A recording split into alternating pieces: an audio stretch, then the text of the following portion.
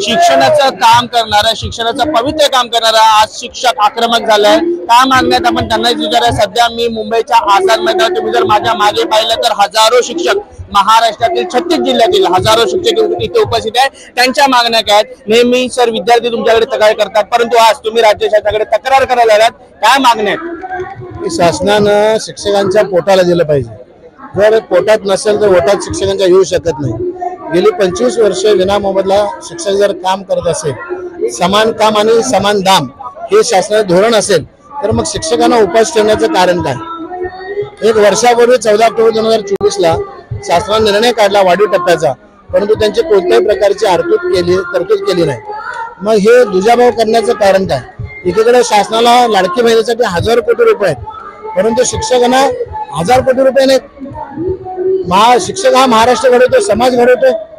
8 ते 9 महिन्यापासून शिक्षक सतत रस्त्यावरती आहे आणि या पूर्ण मागणीमध्ये तरतूद न केल्यामुळे आज शिक्षकांचा संयम सुटलेला आहे आणि ते सर्व राज्यातील शिक्षक शाळा बंद करून आझाद मैदानात दाखल झालेले आहेत। मुळात तुम्ही सांगताय की शिक्षकांनी शाळा बंद केल्या, ते DCRAचा मेसेज सुद्धा फिरतोय की शाळा बंद नाही, शाळा चालू आहेत, शिक्षक मात्र नाही आहेत। तुम्हाला असं नाही वाटत का साहेब की इकडे विद्यार्थ्यांचं कुठे नुकसान होत आहे?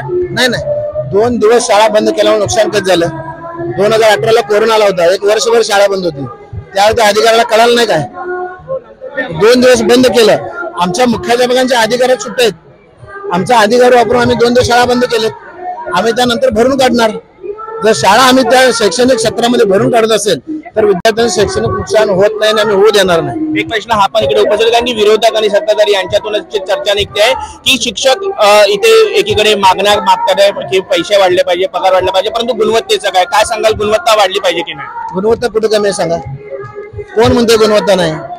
आज महाराष्ट्रातल्या कोणत्याही मराठी शाळेमध्ये जावा, त्या ठिकाणी शिक्षक आमचा सकाळी 8 वाजल्यापासून संध्याकाळी 6 वाजेपर्यंत राबत असतो। उन्हाळ्यात सुट्टीमध्ये तास घेतो, दिवाळी सुट्टीत तास घेतो।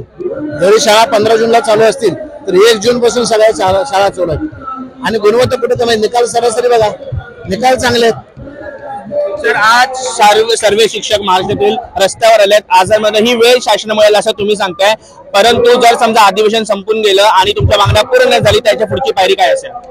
अजून अधिवेशन संपायला किमान 10 दिवस बाकी आहेत। 1 मिनिटात काम होतं आणि शासनाला आमच्या या गर्दीचा विचार करावा लागेल, अन्यथा येणाऱ्या स्थानिक स्वराज्य संस्थांमध्ये शिक्षकांचा हिसका आम्ही शासनाला दाखवू।